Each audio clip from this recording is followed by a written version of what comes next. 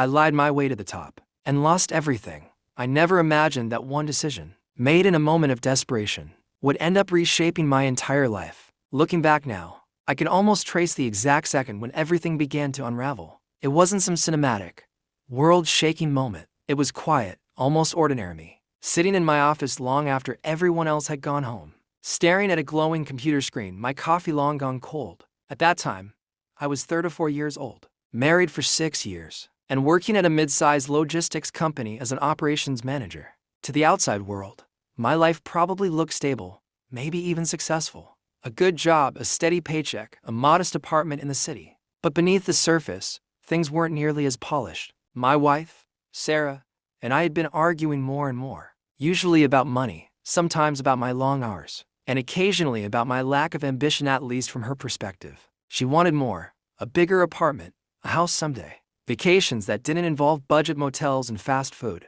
The problem was, I felt stuck. Promotions never came, no matter how hard I worked. The executives barely knew my name, even though I was the one cleaning up their messes when projects went sideways. And on that night, staring at the spreadsheet that refused to balance because of a missing shipment worth nearly $50,000, I felt the weight of the entire world pressing down on me. I had two choices: report the loss, take the blame for poor oversight, and watch my career implode, or find a way to make it disappear. I should have gone home. I should have told Sarah the truth. I should have admitted to my boss the next morning that I didn't know what happened, and that we need to conduct a proper investigation. But instead, I opened a backdated file from a previous month, copied over some figures, and adjusted the numbers just enough to make the books balance. It wasn't elegant, and it wasn't perfect, but it was enough to buy me time.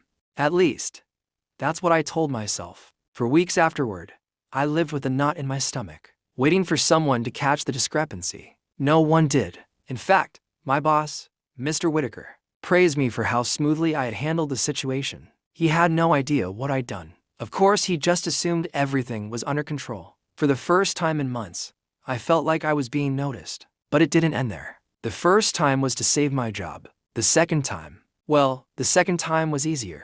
A shipment delayed, an order misplaced. Small things that no one would question if the books balanced at the end of the month. And then came the temptation. Because once you know you can bend the system and get away with it, the thought of bending it in your favor creeps in like a shadow you can't shake. I told myself it was harmless. Just a small side transfer, routed through an account no one would ever check. A few $100s here, a few hundred there. I rationalized it by thinking about Sarah's constant reminders of how everyone else we knew was moving forward in life, while we were stuck. And then one day, Sarah found the envelope. I had been careless, too careless. I'd left it in the drawer of my desk at home, hidden under some old paperwork. She wasn't snooping. Not exactly. She was looking for a warranty receipt for our microwave, of all things. But when she pulled out the stack of papers, the envelope slipped free, spilling several $100 bills across the floor. "Daniel," she said, her voice sharp with disbelief. "What is this?" I froze. My mouth went dry. My brain scrambled for an excuse, any excuse. But none of them came out fast enough. It's work money," I stammered. "A bonus, sort of." Her eyes narrowed. "Sort of? Since when do bonuses come in cash, in envelopes, hidden in a drawer?" I'll never forget that look on her face, a mixture of suspicion, fear, and anger all at once. I could have told her the truth right then. I could have unburdened myself, confessed everything, and maybe, just maybe, she would have stood by me. But instead, I lied. I told her it was from some freelance consulting I'd done on the side. Nothing illegal, just a little extra work to make ends meet. And she believed me, or at least, she pretended to. That night, lying awake beside her in the dark, I stared at the ceiling and wondered how many more lies I could tell before the whole structure of my life collapsed on top of me. What I didn't know then was that the collapse had already begun. Over the following weeks, I tried to convince myself that everything was under control. Sarah had stopped asking questions, at least directly. She carried herself with a kind of forced calm, the way someone does when they want to believe you but can't shake the nagging doubt in the back of their mind. Every morning, she kissed me on the cheek before I left for work, but her lips were colder than they used to be. At night, she scrolled through her phone instead of talking to me. I told myself it was stress, or maybe just the usual ebb and flow of marriage. But deep down, I knew it was the lie I had planted between us, growing like a weed. At work, things took a strange turn. Mr. Whitaker started calling me into his office more often, not to scold me, but to praise me. He said he noticed how efficient I was at solving problems. He even joked once that I must have a magic wand hidden somewhere. I laughed, forcing it out, while my palms grew slick with sweat. Then came the meeting that changed everything. It was a Tuesday morning, the kind that already felt heavy with gray skies and endless emails. Mr. Whitaker summoned me to the top floor, where the executives gathered. I'd never been in that boardroom before. Mahogany table, leather chairs, floor-to-ceiling windows overlooking the city. It felt like another world entirely, far removed from the buzzing warehouse floor where I usually spent my days. Daniel, Whitaker said, smiling like a proud father, we've been watching your performance closely. You've got a knack for keeping things running smoothly. We think it's time you take on more responsibility. For a moment, I couldn't breathe. This was what I had wanted for years: recognition, a chance to climb higher, to finally prove I wasn't just another replaceable cog. We're offering you a promotion, he continued. Senior Operations Director. It comes with a raise, of course, and a few additional expectations. The room felt like it was spinning. A promotion, a raise, all the things Sarah had been begging for, right there on the table. But beneath the euphoria, there was annoying fear. How long could I maintain the illusion before someone saw through it? Whitaker leaned closer, his voice softened, almost conspiratorial. Of course, part of the job is discretion. We need people who can smooth over issues quietly. People who understand that sometimes what's best for the company isn't exactly what's on paper. Do you understand me? It hit me like a punch to the gut. He knew. Maybe not everything. Maybe not the details. But he knew enough to recognize the kind of man. I had become the kind of man willing to bend the truth. And instead of punishing me, he was rewarding me. I forced a smile. Yes, sir. I understand. When I got home that night and told Sarah about the promotion, her eyes lit up for the first time in months. She hugged me tight, whispering that maybe this was the fresh start we needed. For a brief moment, I let myself believe it. But with the new title came new demands. Late nights became later. Weekend calls became mandatory. And the things I was asked to smooth over were no longer small mistakes. They were bigger, darker, harder to disguise. I was no longer just adjusting spreadsheets. I was moving entire shipments, shifting cost, manipulating records on a scale that made my first transgression look like child's play. And all the while, Sarah watched me drift further away. One Friday night, I came home past midnight to find her sitting at the kitchen table, a glass of wine in front of her, untouched. Daniel, she said softly, what are you doing? I froze in the doorway. What do you mean? She shook her head, eyes glistening. You think I don't notice? You think I don't see how different you've become? You're always tired, always distracted. It's like you're carrying a secret so heavy it's crushing you. I wanted to tell her everything. The words burned at the back of my throat, begging to be released. But then I thought about the promotion, the raise, the fragile stability we'd just begun to rebuild. And I thought about the shame, the look on her face if she knew I wasn't the man she believed I was. So I lied again. It's just the job, Sarah, I said. More responsibility, more pressure. I'm doing this for us. She stared at me for a long time, then nodded slowly. But the silence that followed was louder than any argument we'd ever had. The truth is, I wasn't doing it for us anymore. I was doing it for me, for the rush of control, the intoxicating sense of power that came with bending reality to my will. And deep down, I knew there would be a reckoning, because secrets like mine don't stay buried forever. The reckoning came faster than I expected. It started with a phone call late one Tuesday night. I was at the office, alone as usual, trying to finalize the month-end reports. The phone on my desk rang, the old landline that almost never got used. I picked it up without thinking. Daniel, a voice said, low and steady. We need to talk. It was Mark, one of the warehouse supervisors. He was a no-nonsense guy, the kind who'd been with the company longer than anyone else. He didn't play politics, didn't kiss up to management. He just worked hard, and he noticed things. What's up? I asked, trying to sound casual. You're moving shipments that don't exist, he said flatly. Numbers don't add up. Trucks that never left the dock are showing up on your reports as delivered. I checked it twice. My heart pounded so hard I thought he might hear it through the phone. Mark, that's a serious accusation. You sure you're not mistaken? He let out a humorless laugh. I've been in this game 20 years. I know a phantom shipment when I see one. I don't care what you're doing or why. But if corporate starts asking questions, I'm not going down for it. Get your house in order, Daniel. The line went dead. I sat there, frozen, the receiver still pressed to my ear. For the first time, I realized how thin the ice beneath me really was. One man's suspicion could bring it all crashing down. That night, when I finally stumbled home, Sarah was asleep on the couch with the TV still flickering. I stood there watching her breathe and felt the weight of my lies pressing down on me harder than ever. The next day, I tried to cover my tracks. I went back into the system, adjusted numbers, created a trail of fake paperwork. It took hours, but by the end, the discrepancies were buried under layers of fabricated data. At least, I hoped they were. But Mark didn't let it go. He cornered me in the warehouse 2 days later, his jaw tight, his eyes hard. "I don't know what you're mixed up in," he said, voice low so others couldn't hear. "But you're dragging the rest of us down with you. If you screw this place up, Daniel, you'll regret it." It wasn't a threat, not exactly, but it felt like one. That weekend, Sarah asked me if I wanted to visit her parents. Normally, I'd make an excuse: too much work, deadlines, something to keep me from sitting in a living room full of questions I couldn't answer. But this time, I agreed. Part of me just wanted to feel normal again, to sit at a table and pretend I wasn't a fraud. But even there, the cracks showed. Her father asked about my new promotion, smiling in that proud but curious way. "So, what exactly do you do now, Daniel?" I stumbled through some vague answer about managing supply chains, avoiding details. Sarah watched me with a strange look, as if she could see through every word. That night, as we drove home, she finally said it. "You're lying to me, aren't you?" The words hung in the air between us. My hands tightened on the steering wheel. "Sarah, don't," she snapped. "Don't insult me with another story. I know you. I've lived with you for years. You're hiding something, and it's eating you alive." I pulled the car over, turned off the engine, and sat there in the silence. The temptation to confess everything was overwhelming.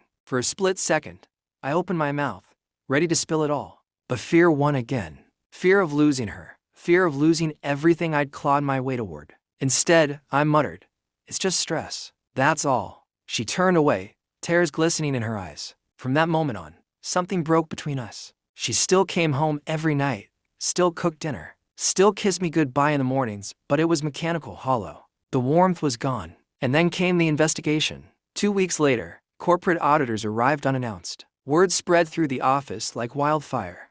Someone had tipped them off. They were going through records, shipment logs, financial reports, everything. When Whitaker called me into his office, my hands were shaking. He closed the door, gestured for me to sit. "Daniel," he said, his voice lower than usual, "you're going to see some auditors around. Don't panic, just keep your head down. Answer their questions, but don't volunteer anything. Understand?" I swallowed hard. "Yes, sir." He leaned forward, eyes narrowing. "We've built something valuable here. And sometimes, the people upstairs don't understand what it takes to keep things running. You do. That's why you're here. So don't let them rattle you." I walked out of that office with my pulse hammering. Whitaker knew more than he let on. He wanted me to keep the facade going for him. For the company. Maybe for both of us. But what he didn't know is that my marriage was hanging by a thread. My conscience was shredded, and Mark was watching me like a hawk. And when people start watching too closely, the truth always finds its way out. The auditors weren't like the people I was used to dealing with. They weren't managers or executives who could be charmed with vague explanations and confident smiles. These were professionals, quiet, methodical, relentless. They pored over every detail, asking questions that seemed harmless at first but cut deeper with each round. I sat across from one of them in a small conference room, sweat prickling at the back of my neck. She was calm, expressionless, jotting notes on a yellow legal pad as I answered her questions. "Mr. Carter," she said, her tone flat, "can you explain why shipment for 1,827 shows as delivered on your report, yet there's no corresponding bill of lading?" I forced a smile, though my insides twisted. Sometimes the paperwork gets delayed. The warehouse team isn't always consistent. She nodded, not accusing, not approving, just writing. That was the worst part. No reaction, no hint of whether she believed me or not. Just the silent scratch of her pen, recording every word like evidence in a trial. After 3 hours, they let me go.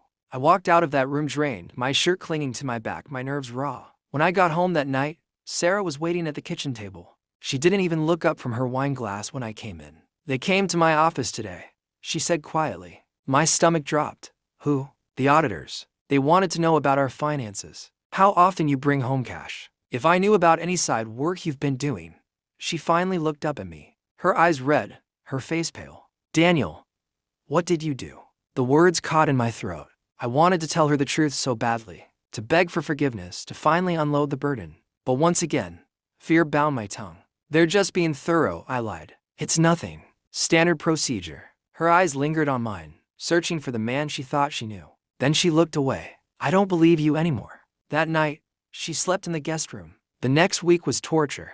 Every day I walked into the office felt like stepping onto a battlefield. Mark avoided me, but his eyes followed me everywhere, sharp and accusing. The auditors dug deeper, asking about transactions I'd long since forgotten, numbers I'd buried months ago. My lies became harder to maintain, each one stacking precariously on the last. Then Whitaker called me into his office again. He didn't bother with small talk this time. He closed the blinds, locked the door, and leaned across his desk. Listen to me carefully, Daniel. They're looking at you. Hard. You need to hold it together. If you go down, I go down. And trust me, you don't want to be the one left holding the bag. My blood ran cold. For the first time, I realized just how entangled I was, not just in my own mistakes, but in something bigger. Whitaker wasn't just protecting me. He was protecting himself. What do you want me to do? I asked, my voice barely a whisper. He smirked, like he already owned me. Stick to your story. Keep the books clean. And if anyone asks too many questions, redirect them. You're smart enough to figure it out. Don't fail me. I left his office trembling. It was no longer about survival, it was about loyalty. If I cracked, Whitaker would drag me down with him. At home, things got worse. Sarah stopped talking to me entirely, her silence heavier than any argument. One night, I found her suitcase, half packed in the closet. Are you leaving me? I asked, my voice breaking. She didn't answer right away. Finally, she said, I don't even know who you are anymore. I don't know if you're lying to me, or to yourself, or to everyone. But I can't live like this, Daniel. I can't live with a stranger. I begged her to stay, promised her it would all work out, swore I was doing everything for us. But the truth was, I wasn't even sure I believed myself anymore. Then came the breaking point. One morning, I arrived at the office to find 2 men in dark suits waiting by my desk. They weren't auditors. They introduced themselves as investigators from an external agency, serious, official, the kind of people you don't brush off with excuses. Mr. Carter, one of them said, flashing his badge, we need to ask you a few questions. Privately. My mouth went dry. Around us, the office fell silent. I could feel every pair of eyes on me, burning into my back as the men escorted me into a conference room. I knew, with a sick certainty, that the walls I had built were finally caving in. The door closed behind us with a heavy click, and I swear I felt the sound echo through my bones. The 2 men sat across from me, their expressions unreadable. No smiles, no small talk, just the weight of authority pressing down on me. Mr. Carter, the taller one, began. We've been reviewing the company's records, and your name keeps coming up. Shipments, financial discrepancies, adjustments to the books. He leaned forward slightly. We'd like to hear your explanation. My hands trembled under the table. I laced my fingers together to hide the shaking, but I could feel sweat pooling in my palms. I don't know what you're talking about, I said, forcing my voice to sound steady. I manage operations. I don't control every shipment personally. The shorter man opened a folder and slid a document across the table. It was one of my altered reports, my work, my fingerprints all over it. This is your signature, isn't it? I stared at it, the black ink glaring back at me like a confession. Yes, but, no buts, Mr. Carter. His tone cut like a blade. This isn't about a single error. This is a pattern. Multiple shipments, repeated adjustments, all traced back to you. The walls felt like they were closing in. My chest tightened, and I struggled to breathe. Look, I said, desperation bleeding into my words. I was under pressure. Mistakes were made, but I never. The taller man raised a hand, silencing me. You're not under arrest.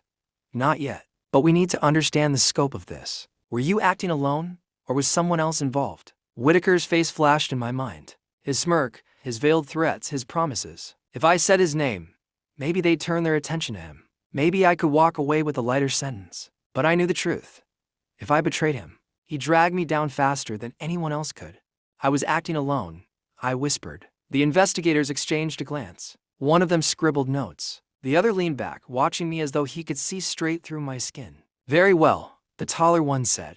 This will be forwarded to corporate, and they'll decide the next steps. We'll be in touch. And just like that, they stood up and left me sitting there, hollow and shaking, my life hanging by a thread. When I finally stumbled out of that room, Mark was waiting near the break room. He didn't say anything, just shook his head slowly. Disappointment etched into every line of his face. That silent judgment cut deeper than any accusation. By the time I got home that night, Sarah was gone. The closet was empty, the drawers half open, her suitcase missing. On the kitchen table sat a folded note. I picked it up with trembling hands, praying it was some kind of explanation, maybe even a promise to come back. But it was short, brutally simple. I can't do this anymore. I can't watch you destroy yourself. Don't call me. I sank into the chair, the note crumpling in my fist, and felt something inside me break. The days that followed blurred together. I went through the motions at work, but the whispers followed me everywhere. People avoided my eyes in the hallway. Conversations stopped when I walked into a room.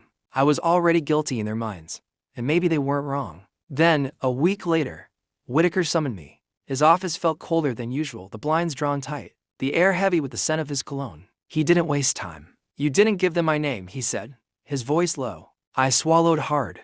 No. He nodded, almost satisfied. Good. You're not completely useless then. But this heat is too much. You've become a liability. The word hit me like a slap. What are you saying?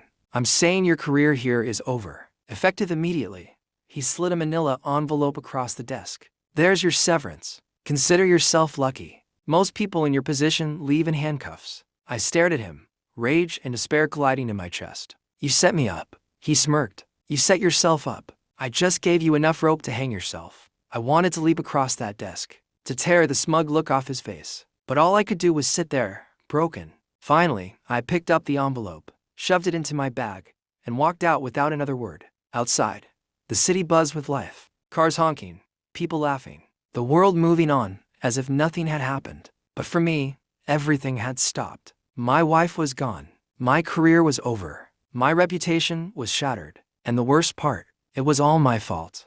The first morning after losing my job, I woke up and sat on the edge of the bed for a long time, staring at the empty space beside me. Sarah's absence was louder than any sound. No coffee brewing, no soft footsteps, no casual chatter about plans for the day. Just silence. I checked my phone, hoping, praying for a message. Nothing. Only missed calls from unknown numbers. Probably bill collectors or the investigators wanting to tie up loose ends. The severance Whitaker gave me sat untouched in the envelope on the kitchen counter. Blood money, I called it in my head. Every time I looked at it, I felt sick. It wasn't a fresh start. It was a coffin lid sealing shut on the life I once had. For days, I wandered the city in a haze. Coffee shops, parks, crowded streets, they all blurred together. I watched other people rushing to work, laughing with friends, carrying grocery bags home. I envied them all, not for their success, but for their normalcy, for the fact that they weren't living in the ruins of their own making. One evening, I found myself outside Sarah's new apartment. I don't even know how I got there, my feet just carried me. Her car was parked out front, proof that she was inside. I stood on the sidewalk, staring at the lit windows, wrestling with myself. Should I knock? Beg her to listen? Tell her the truth, every ugly detail, and hope she could somehow forgive me? But then I imagined her face, hurt, betrayed, exhausted, and I couldn't do it. I turned and walked away, shame burning through me like fire. That night, I made a decision. I called the investigators. When they answered, I told them I wanted to cooperate. I wanted to give them everything: documents, conversations, every shady instruction Whitaker had ever given me. For the first time in months, the words spilled out without hesitation. It took hours. I sat in that sterile office, handing over files, recounting lies, pointing fingers not just at myself but at Whitaker and the entire system that had pulled me under. By the end, I felt like I had been wrung dry. One of the investigators looked at me when I finished, his expression softer than before. This doesn't erase what you did, he said, but it helps. You might avoid charges, maybe even testify if it comes to that. I nodded, too exhausted to feel relief. Weeks passed. The company imploded under the investigation. Whitaker was removed, facing trial for fraud and embezzlement. My name appeared in reports, too, but not as the mastermind, just as the pawn who finally spoke up. I wasn't proud of that role, but it was the truth. As for Sarah, she never came back. We exchanged a few messages, polite, distant, the kind you send when the love is gone but the history remains. She said she hoped I found peace. I told her I hoped she found happiness. And that was it. Months later, I found a new job. Nothing glamorous. Warehouse night shift at a distribution center. Minimum wage, long hours, aching back. But for the first time in years, the numbers I handled were real. No lies, no manipulation, just honest work. And oddly enough, that was enough. Every night, I clocked out and stepped into the cool air, tired but clean. No fear of auditors, no dread of secrets catching up to me. Just exhaustion that came from labor, not deceit. I still thought of Sarah, of course. I thought of the man I used to be, the choices I made that cost me everything. But I also thought of the second chance I'd been given. Not at marriage, not at a glittering career, but at life itself. Because when you've burned your world to ashes, Even the smallest ember feels like hope, and hope was something I hadn't felt in a long, long time.